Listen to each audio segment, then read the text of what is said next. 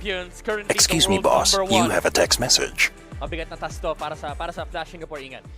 Kailan magtatapat yung world number 1 tsaka world number 2? Parang bukas ata. Bukas ata. Mainit ang laban bukas. Mainit, world 1 versus world 2. Pero dito muna tayo dahil pinapainit na ng Flash Singapore pati Onyx Philippines ang dance floor. Simula na mga po ng game number 1. And una so far, una sa Fox yung Flash Singapore talaga. Pero ang lamang si King Kong dito kasi naka-double leash. Yung Johead and Suyu. And ito na naman, typical Onyx. 4 na naman yung tao sa middle lane. Napahirapan yung buhay ni JPL. So Little Wanderer will be secured by King Kong most likely. And dito na naman natin makikita, Ingan, yung init ng Onyx Philippines. Nakalaya na si King Kong sa kanyang jungle. Grabe!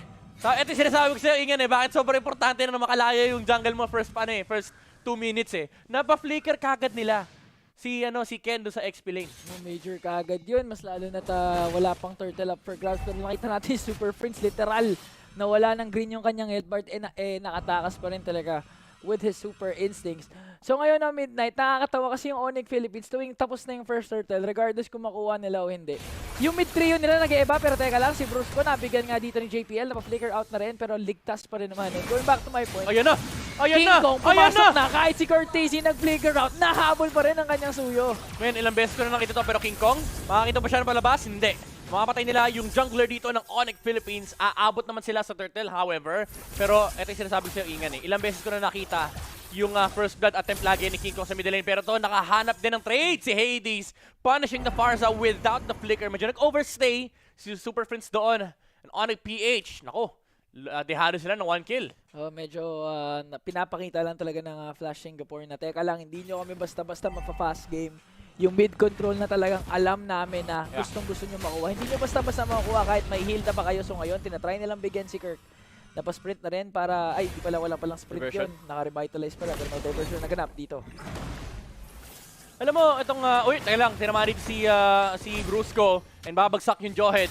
So hindi nako-contest ng turtle dito ang Onyx Philippines. Flash Singapore will be able to get it, pero ang kapalit naman, Ingan, look at the other side. King Kong snatching away all the jungle camps of Hades. Wala na siyang babalikan sa baba. Nakuha niya yung turtle, level 5 pa rin siya. Level 6 na si King Kong. Yan yung dahilan pag tinitignan natin yung hitmap ng Onyx. Hindi mo alam kung saan yung jungle ni King Kong ngayon. Paparating na sila pero may Inferno Pursuit coming in from Ken. Tinatry nila yung best nila para palaga ng Onyx Philippines. Kaso ang problema, Brusco, medyo naipit dito. Nandito na nga rin din itong si Bongski. So makakaisa na naman sila sa bruiser ng Onyx Philippines. Wow! Flash Singapore. Kahapon nakakita tayo ng konting semblance of aggression mula dito sa team na to. They're very capable in the early parts of the game. Pero to do it in front of Onyx Philippines, this is definitely something else. Nasa kanila ang momentum, nasa kanila ang lamang pagdating sa rotations. Pero hindi naman lumalayo ang resource battle kasi again, lamang pa rin naman si King Kong when it comes to XP. Ito yung gusto ko kay Kurt DC pag naglo-lowy. Kasi kahit sabihin mong deny pick talaga siya para hindi mo mabigay kay Super Prince. Kahapon kasi may nag-deny pick ng lowy kay Super Prince pero hindi ganun ka-active yung paggagamit niya ng lowy. Oh, yun lang, nabawian. Nakuha yung kill dito onto Hades with a feathered airstrike coming out from Super Prince. Napakagandang layering of spells mula dito sa Onyx Philippines. And ngayon, ito na yung problema, Ingan. Flash SG, sumama na si Kelra, pumupunta na ng middle lane. 5 tao na yung nagpapakita sa may middle lane. Okay, this time ay maagang napasama na si Kelra dahil kinakailangan talagang extra firepower coming in from Onyx Philippines. Dahil kahit papaano ay may kakunatan pa na nararanasan dito ang Flash Singapore. But so far, Onyx Philippines, despite losing the turtle at mas marami pang kills yung Flash, may onti pa silang kalamangan or edge when it comes to the gold. Yeah. Lalo, super important ang ginagawa ng Onyx Philippines ngayon. Hawak nila lagi yung River. So for Flash SG, it gives 2 things for Onyx Philippines na nababawasan yung chance, yung possibility na magkaroon ng aggressive play yung Flash SG sa mga side lanes. So technically, medyo ungankable na si Kelra dito at saka si Kirk. And it also allows fast rotations kapag natapos na mag-clear dito sila Super Prince alongside King Kong. So sila naman yung mas malupit yung access sa mga side lanes. Pero si Brusco dito, nabantayan yung isang side bush yung may turtle. So nabigyan nila yung Johead. That effectively means Flash SG will be able to control this turtle pit. First turtle, na-secure na din ng Flash. Oy! Kelra, may Death Sonata pa ba dyan? Okay. Wala. Medyo tahimik. Pero maganda si Trigger mo! Oh, Kelra! The God in the cold lane! Oh my goodness!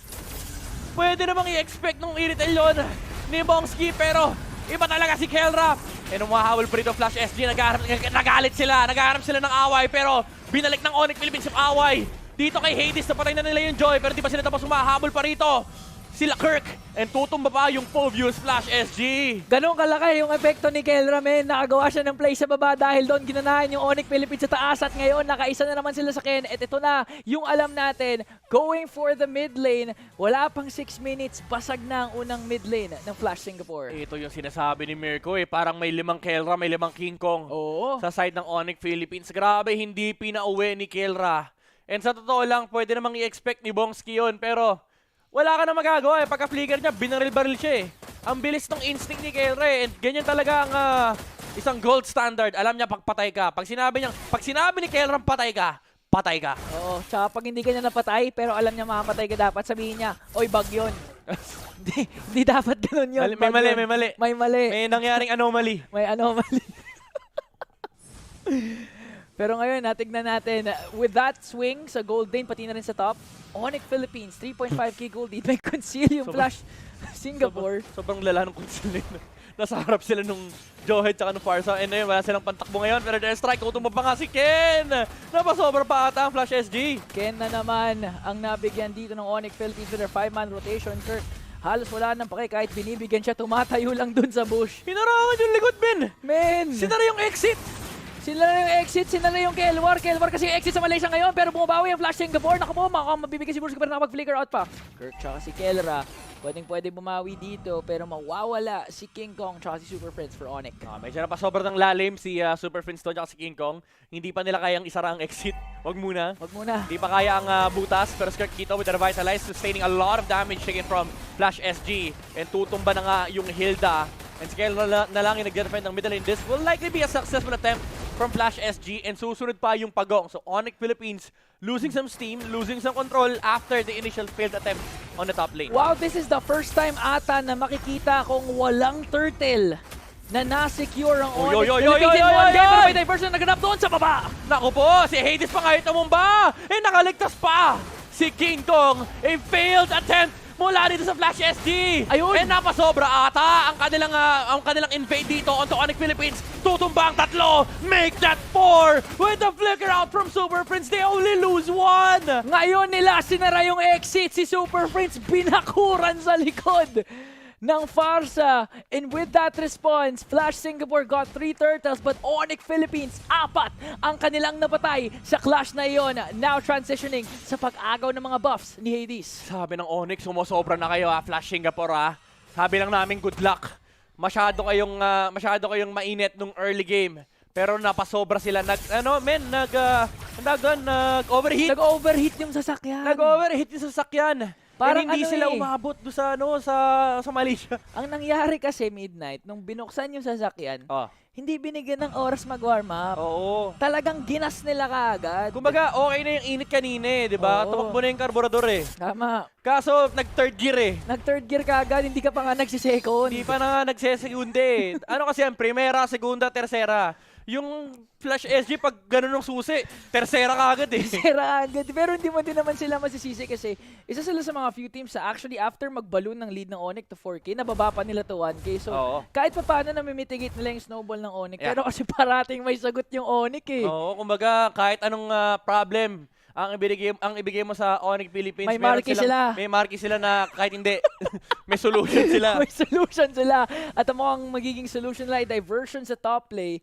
Magiging patient sila. Meron pa silang conceal na pwede gamitin dito. Kung merong magpakita, pwedeng bigyan kaagad ng Flash Singapore. Kaso si Kirk yung pwede nila makasalubong dito. Pwede rin mas King Kong, pero napakitang harap mula kay Kirk. Talagang yung Onyx Philippines, kakaiba yung kanilang pang-amoy. Lahat ng bush na pwedeng i-check nila, pero hinahabol si Kirk dito. Nakapwesto si King Kong. Yung ambush sa may bandang likuran, tutumba na yung Hilda, pero si Hades napasama yung pwesto. At pati na rin si Bongski. Kailangan tumakbo ng Joy. And si Ken dito nasa harapan nila Super Friends. Flicker out mula dito kay Phobius. Pero nato yung bala mula kay Kelra with the Death Sonata taking down the remaining members of Flash SG. Hindi naman remaining members, pero yung natitirang tumatakbo mula sa Flash. Isang bala ka lang daw, sabi ni Keller. Pero gusto ko i-commend yung ginawa din ni Brusco kasi ang ganda ng pagkasa ni Super Friends ng kanyang, teka lang, JPL Oh, JPL na Force and Glorious Pathway, so good sign na naman for Onyx Philippines. Kung babalikan mo yung nangyari kanina sa Clash, Super Friends hindi pa rin talaga tumitigil Hindi dito. pa tapos. Sinasari. Ngayon lang ako nakakita ng Farsa na ganito maglaro. Sinasari yung exit. Medyo napasama. Pero nagamit din naman yung ultimate dito ni Joy. So that means hindi na nila kaya labanan pa further ang Onyx Philippines. Although good trade pa rin naman yun no, for Flash SG kasi na-burn yung Flicker, napatay yung Farsa. But that just means na so far ngayon, wala silang pwedeng gawin. Gusto ko lang balikan yung ginawa doon ni Brusco at Super Friends. Ang ganda ng pagkasa ni Super Friends ng Feathered Airstrike katabi sa Lord Pit. Pero the moment na si Bongski kinasa yung heavy crossbow, papunta kay Super Friends, si Brusco handang-handa ikasa yung ejector Unstoppable Force para protektahan si Friends eh. Kumbaga sabi niya, subukan mong pumasok. At pag Ilalabas pumasok siya, hindi nga ilalabas eh. Pag palabas ka na, ibabalik kita. And ngayon, makikita natin, Onyx Philippines with the Lord just cleaning up the outside bases of Flash SG. Wala na yung mga tore, wala na rin yung jungle resources. And yung mga holy defense ay tumumba na. And binabaril-baril na naman ni Kelra alongside the Feathered Airstrike, the long-range arsenal from Onyx Philippines, shutting off Flash SG. Literal na long range. Initial damage mga galing sa Rhapsody. Tatapusin ni Super Prince with the Feathered Airstrike at tinapos na nga nila yung inhibitor turret sa baba tsaka sa taas. Brusco! Onyx Philippines pumasok na! Oy, grabe naman yung dive nila. Hindi nga tinapon pabalik. Sabi nila, base lang kami. And Onyx Philippines secures game.